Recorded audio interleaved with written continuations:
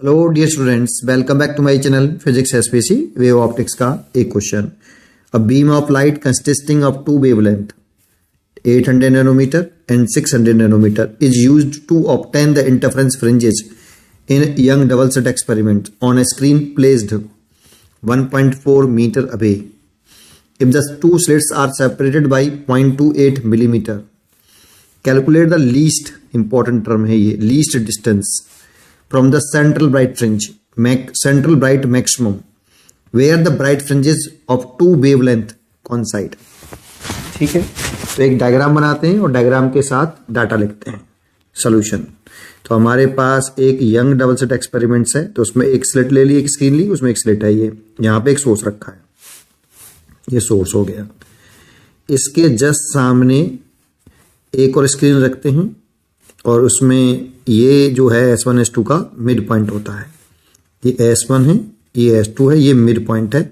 इसको हम small d बोलते हैं, स्लिट के बीच की सेपरेशन, जो कि यहाँ दे रखी है हमें कि if the two slits are separated 0.28 millimetre, तो ये 0.28 मिलीमीटर दे रखी है। यहाँ एक और स्क्रीन है हमारे पास, इसे कैपिटल D बोलते हैं हम, और यहाँ पे कैपिटल D दे रखी है हमें 1.4 मीटर अवे।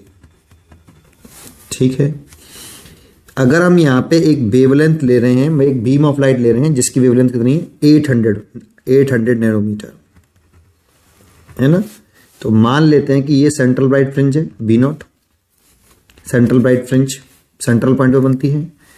यहां पर लेट कर रहा हूं मैं कि N1 bright fringe, N1 bright fringe है, लेकिन किसकी है, λ1 की। सेंट्रल ब्राइट फ्रिंज से कितनी दूरी पर बनना है, लेट कर लेता हूं xn1 डिस्टेंस पर बनना है। ये लेट किया मैंने, ठीक है।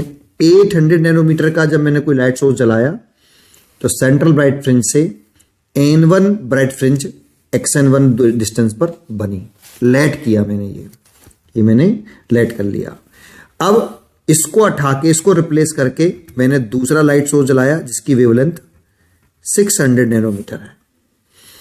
तो क्वेश्चन में ये कह रहा है कि इसी जगह पर लेट करा मैंने, N2 ब्राइट फ्रिंज बनी, λ2 की N2 ब्राइट फ्रिंज बनी, ये λ2 की बनी बेटा, और ये कितनी डिस्टेंस पर बनी, xn2 डिस्टेंस पर बनी। लेकिन ओवरलैप करने की कह रहा है बेटा। Calculate the least distance from the central bright fringe maximum where the bright fringes of two wavelength coincide. तो मैंने कोइंसाइड करा तो दिए हैं, इस P पॉइंट पर ही λ1 की N1 ब्राइट फ्रिंज और λ2 की N2 ब्राइट फ्रिंज कोइंसाइड कर रही हैं। अगर कोइंसाइड कर रही हैं तो सोचो कि xn1 और xn2 बराबर होंगे, बिकॉज ये दोनों क्या हो रही हैं, bright fringes of two wavelength coincide. Question में गिवन है, चलो ऐसे लिख देते हैं, यहाँ क्वेश्चन में ये गिवन है। अब हमें एक फॉर्मूला याद होना चाहिए कि अगर सेंट्रल ब्राइट फ्रिंज से nth ब्राइट फ्रिंज तक की सेपरेशन कैलकुलेट करनी हो xn, तो ये फॉर्मूला में लर्न होना चाहिए, n lambda capital D upon small d होता है। तो यहां लिखिए, ये xn1 λ1 की सेंट्रल ब्राइट फ्रिंज से N1 ब्राइट फ्रिंज तक की सेपरेशन है, इसलिए लिख लें N1 λ1 capital D upon small d equal to, ये N2 ब्राइट फ्रिंज तक की सेपरेशन है सेंट्रल ब्राइट से λ2 वेवलेंथ के लिए, तो N2 λ2 capital D upon small d, ये तो कैंसिल हो जाएगा बेटा। यहां से N1 अपॉन N2 निकाल लूं तो λ2 अपॉन λ1, λ2 600 नैनोमीटर और ये 800 नैनोमीटर, कट गया, देखो नैनोमीटर से नैनोमीटर कट जाएगा, तो ये 3/4 आया बेटा। तो N1 अपॉन N2 आया 3/4। तो N1 की वैल्यू कितनी होगी बताओ, तो N1 की वैल्यू लेट कर लो 3x और N2 की वैल्यू 4x। अब बच्चे पूछते हैं सर ये x क्या है, तो जरा समझो कि एक बात बताओ मेरे को आप, क्या N1 N2 को हम ऐसे लिख सकते हैं 3/4 इंटू 1 ऊपर और 1 मल्टीप्लाइड, चल लिख सकते हैं। क्या 3/4 2 का मल्टीप्लाई ऊपर 2 का मल्टीप्लाई ऐसे भी तो लिख सकते हैं, ऐसे भी लिख सकते हैं। 3/4 में 3 का मल्टीप्लाई ऊपर 3 का मल्टीप्लाई नीचे, ऐसे भी लिख सकते हैं।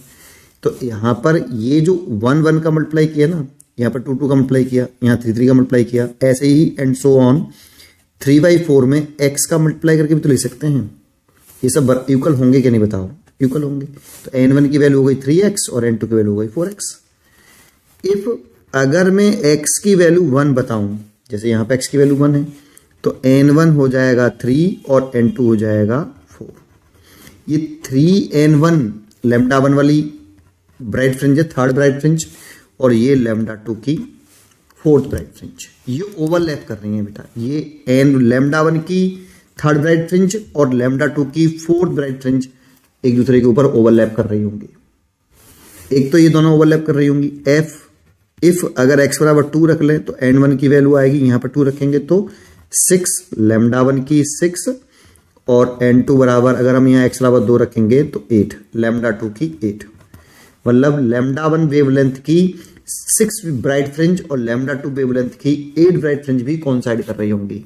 एंड सिमिलरली अगर मैं x बराबर 3 रख दूं तो लैम्डा 1 की आपकी 9 और लैम्डा 2 की कौन सी 12 ब्राइट फ्रिंज ओवरलैप कर रही होंगी। इंपॉर्टेंट वर्ड इसमें यह है कि लीस्ट डिस्टेंस पूछनी है बेटा। लीस्ट डिस्टेंस पूछ रहा है फ्रॉम द सेंट्रल ब्राइट, जहां पर इन दोनों वेवलेंथ की ब्राइट फ्रिंजेस ओवरलैप कर रही हैं।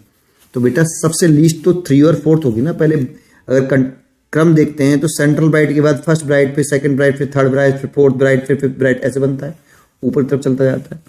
तो हमें लीस्ट डिस्टेंस निकालनी है, तो हम कहेंगे कि लीस्ट डिस्टेंस के लिए ये वाली कंडीशन होनी चाहिए, for least distance. For least distance के लिए आपकी लैम्डा 1 की थर्ड ब्राइट फ्रिंज और लैम्डा 2 की फोर्थ ब्राइट फ्रिंज ओवरलैप करनी चाहिए फॉर लीस्ट डिस्टेंस के लिए। अगर लीस्ट डिस्टेंस के लिए ये है तो आप लीस्ट डिस्टेंस कैलकुलेट करनी है, तो लीस्ट डिस्टेंस कहां से निकालनी है? फ्रॉम सेंट्रल ब्राइट फ्रिंज से। ये सेंट्रल ब्राइट फ्रिंज से ही है, जहां तीसरी और चौथी ब्राइट फ्रिंज ओवरलैप कर रही हैं। तो xn1 निकाल लो आप, तो कितना लिखेंगे? n1 lambda 1 capital D upon small d।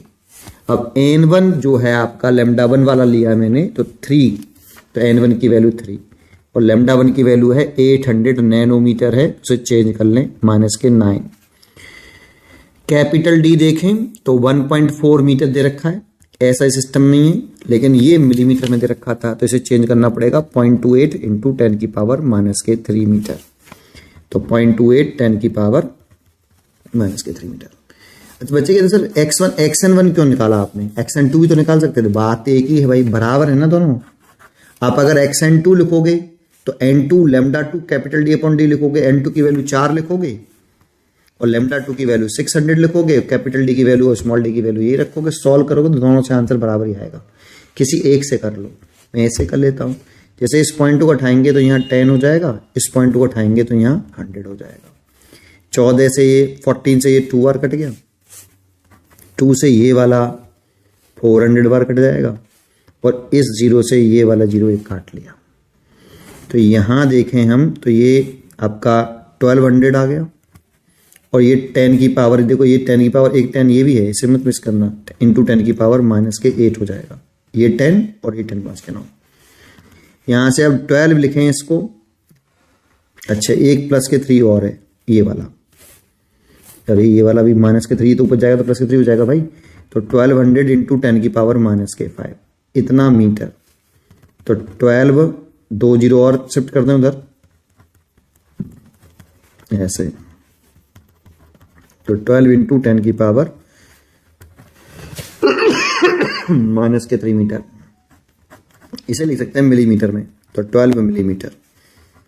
तो जहां पर आपकी सेंट्रल ब्राइट फ्रिंज से जहां ये दोनों वेवलेंथ कोइंसाइड कर रही हैं वो 12 मिलीमीटर पर कोइंसाइड करेंगे बेटा। लीस्ट डिस्टेंस 12 मीटर होगी सेंट्रल ब्राइट फ्रिंज से।